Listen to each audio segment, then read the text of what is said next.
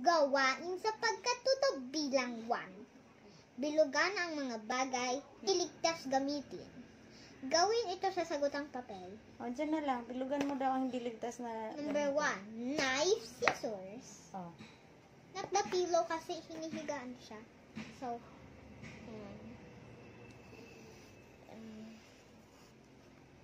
at itong scissors. Kasi baka magupit mo kamay mo. Next page. Okay. Number 2, damit, hammer, Tako yan. tako, wet floor. Itong tako. Kasi pwede mo siyang matapakan, magsistick siya sa paa mo. Tapos itong wet floor, madudula, dangerous siya kasi pag hindi ka tumitingnan, madudulas ka. Number 3, ano to? Alcohol.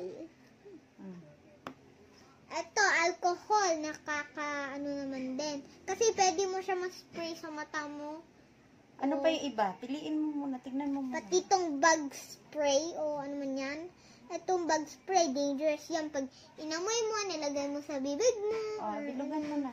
So, itong alcohol. Itong orange juice, hindi.